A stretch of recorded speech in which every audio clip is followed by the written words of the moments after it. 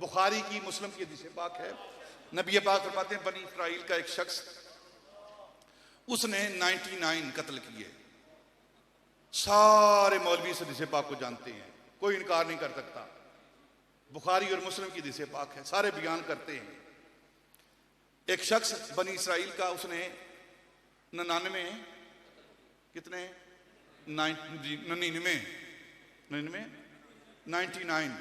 एक कम 100, चलो जो भी समझ आए, एक कम 100 उसने कत्ल किए।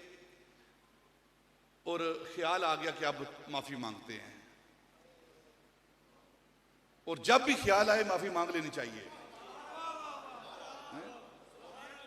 ये नहीं कि मैं गुस्ल कर लूं फिर माफी मांगता हूं। एक और मसला बयान कर देता हूं मैं।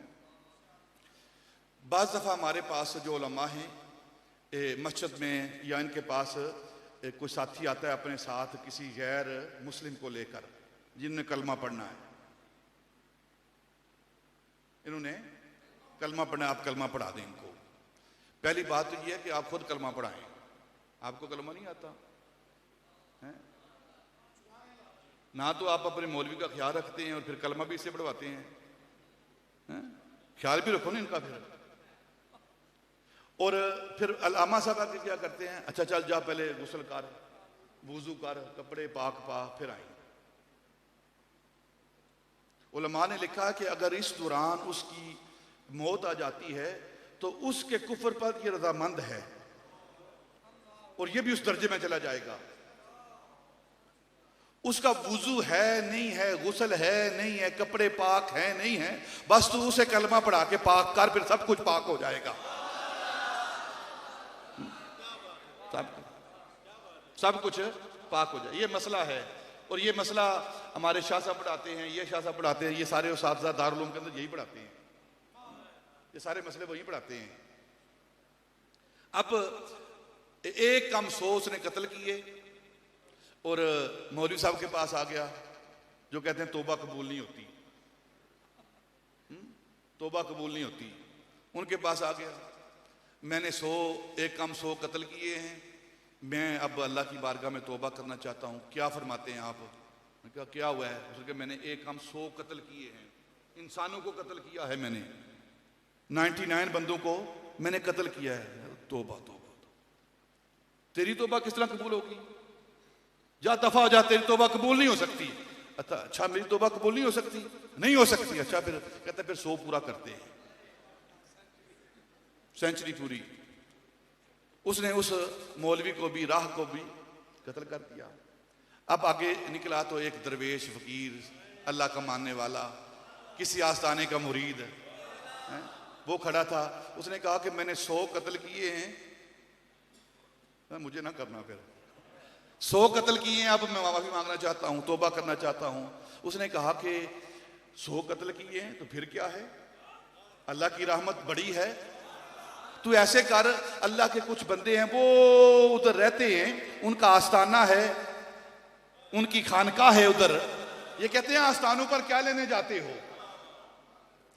वो आस्थाना है, शहर से जरा बाहर है, वहां लोग अल्लाह अल्लाह करते रहते हैं, उनका आस्थाना है, अल्लाह के वलियों का वहां ठिकाना है। आप उनके पास जाओ, उनके पास जाकर तौबा करो जाकर, तो अल्लाह माफ कर देगा। अब वो चल दिया, चलता चलता चलता उसने आधा, हदीस पाक है, उसने आधा सफर तय नहीं किया अभी। यानी जिस मुकाम पर वो बंदा उसे मिला है, जिसने निशानदेही की है आस्थाने की, उससे लेकर उस आस्थाने तक जो सफर किया है, आधा सफर नहीं हुआ, आधे से कम है। यानी आस्थाने से दूर है, अल्लाह के डेरे, अल्लाह के वलियों के डेरे से दूर है, और जिसने अल्लाह का रास्ता, उन वलियों का रास्ता बताया है, उसके करीब है। अभी तौबा नहीं की उसने। बुखारी और मुस्लिम की हदीस पाक है। और आधा रास्ता तय नहीं हुआ और वो मर गया, वसाल हो गया। फरिश्ता अजल आया, उसने उसकी रूह कब्ज कर ली। जब रूह कब्ज हुई तो दोनों फरिश्ते आ गए, अजाब देने वाले वो भी आ गए, जहन्नम में ले जाने वाले वो भी आ गए कि हम जहन्नम में फेंकेंगे। क्यों? इसने 100 कत्ल किए हैं। दूसरे आगे हमने इसे जन्नत में लेकर जाना है, बोलते हैं क्यों? इसलिए कि तौबा करने के लिए जा रहा है। ये नहीं कि तौबा की है, तौबा करने के लिए जा रहा है। तो अब दोनों के दरमियान, फरिश्तों के दरमियान मुखासमा हुआ, आपस में दोनों फरिश्तों के दरमियान, दोनों ग्रोहों के दरमियान मुखासमा हुआ, आपस में तकरार हुआ, बात शुरू होगी। एक ग्रोह इस तरफ खींच रहा है, दूसरा ग्रोह इस तरफ खींच रहा है। तो अल्लाह रब्बुल इज्जत ने पूछा, फरिश्तों ये मुखासमा क्यों कर रहे हो? दो मुकाम है जहां अल्लाह ने पूछा है फरिश्तों को कि मुखासमा क्यों कर रहे हो। एक मिराज की रात, एक मिराज की रात, फीमा यख्तासिमु मालाउल आला। अल्लाह ने पूछा फरिश्तों, वो नबी पाक से पूछा कि वो फरिश्ते झगड़ क्यों रहे थे मिराज की रात। और एक इस मुकाम पर अल्लाह ने पूछा फरिश्तों झगड़ क्यों रहे हो, क्यों मुहासमा कर रहे हो, क्यों बात कर रहे हो, बताओ क्या मामला है। अर्ज की या अल्लाह ये बंदा है, हम ड्यूटी पर मामूर हैं कि जो गुनाह करने वाला है उसको जहन्नम में लेकर जाएंगे, जो नेकी करने वाला है उसको जन्नत में लेकर जाएंगे। और ये इस बंदे ने 100 कत्ल किए हैं और मर गया है, हम इसे जहन्नम में लेने के लिए जा रहे हैं। तो दूसरे कहते हैं कि हम इसको जन्नत में लेकर जा रहे हैं क्योंकि ये तौबा करने की नीयत से जा रहा है, तो इसलिए हमारा झगड़ा हो रहा है। अल्लाह फरमाता है झगड़ा ना करो, झगड़ा अच्छी बात नहीं है, झगड़ा अच्छी बात नहीं है।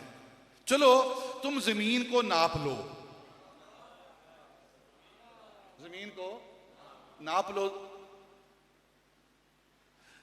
देखते हैं कि जहां ये मरा है इसका बसाल हुआ है, अगर तो जमीन उस आस्ताने के करीब है जहां ये जा रहा था तो जन्नत में ले जाओ, और अगर उस आस्ताने से ये जमीन दूर है तो जहन्नम में ले जाओ इसे। अब हदीस पाक के अंदर पहले जो लफ्ज हैं वो क्या हैं? वो आस्ताने से दूर था, आधा रास्ता तय नहीं हुआ था, जहां मर गया है वो उसका बसाल हुआ है। अल्लाह ने फरमाया जमीन को नाप लो, अगर वो जमीन जहां वो पड़ा हुआ है, जिसका बॉडी पड़ी हुई है, अगर वो आस्ताने के करीब है, अल्लाह वालों के करीब है, तो जन्नत में ले जाओ। तो अब जब वो फरिश्ते नापने लगे जमीन को, तो अल्लाह ने जमीन को हुक्म दिया कि तू उस आस्ताने के करीब हो जा। जब मापा ना, तो जहां उसकी बॉडी पड़ी हुई थी, जिस्म पड़ा हुआ था ना, वो अल्लाह वालों के आस्ताने के करीब था। फरिश्ते जन्नत में ले जाने वाले उठाकर जन्नत में ले गए, दूसरे चुप करके चले गए वापस, सारे नीचे करके। अब मसला क्या है? मसला ये है कि जहां वो मरा है, जहां वो मरा है वो उस आस्ताने के करीब जगह नहीं थी, लेकिन जब नापा गया है तो करीब थी। तो क्या मतलब? अल्लाह भी जन्नत में जो जाते हैं ना, उन गुनाहगार जो जन्नत में जाने वाले हैं उनकी तरफदारी कर रहा है। जो औलिया अल्लाह के आस्थानों की तरफ जाते हैं उनकी तरफदारी करे, और फिर उसकी बख्शिश हुई, जन्नत में गया। असूल क्या है? उसूल क्या है? उसूल ये है कि काबे को देखने के बाद उसका सवाब मिलता है। अगर कोई नियत करके ना पाकिस्तान से जाए मक्के के अंदर और हरमे काबा के अंदर दाखिल ना हो, काबे की जियारत ना करे, उसे जियारत का सवाब मिलेगा? पूछे, सारे मुफ्ती बैठे हुए हैं, उसे काबे की जियारत का सवाब, नियत का सवाब मिल जाएगा, लेकिन काबे की जियारत का सवाब नहीं मिलेगा। एक और बार कर देता हूं, हर इस साल माह रमजान आता है, माह रमजान के अंदर एक रात आती है आखिरी अशरे के अंदर, जिसे कुरान ने लैलतुल कद्र कहा है। इन्ना अंज़लनाहु फी लैलतुल कद्र वमा अदराका मा लैलतुल कद्र खैरुम मिन अल्फ शहर। अल्लाह कहता है ये एक रात 1000 महीनों से बेहतर है। आती कब है? माहे रमजान के आखिरी अशरे की ताक रातों के अंदर आती है, और एक रात 1000 महीनों से बेहतर है, अफजल है, आला है। अब हर शख्स के लिए वो 1000 महीनों से बेहतर है? नहीं, ये उसके लिए बेहतर है जिसने उस रात को पाया है। जो लैलतुल कद्र को पा लेता है उसके लिए 1000 महीनों से बेहतर है। काबे की जियारत का सवाब उसके लिए है जो काबे को जाकर देखता है। लेकिन यहां मामला जुदा है, यहां पहुंचा नहीं, अल्लाह वालों के आस्थाने पर पहुंचा नहीं, उन वलियों के पास पहुंचा नहीं, अभी पहुंचा नहीं, दूर है, लेकिन नीयत करके चल पड़ा है, अल्लाह ने उसको जन्नत अता कर दी है। अल्लाह ने उन्हें जन्नत अता कर दी है। ला यशका बेहिम जलीसहुम, उनकी मजलिस में बैठने वाला बदबख्त नहीं रहता, और कोई उनकी तरफ चल दे तो वो जहन्नमी नहीं रहता, जन्नती हो जाता है। और हम तो उनके मानने वाले हैं, फिर उनकी निस्बत को हम पहुंच गए हैं, हम उनकी निस्बत को पहुंच गए हैं, उनकी निस्बत को हमने हासिल कर लिया है। बस एक दुआ करो कि ये निस्बत सलामत रहे।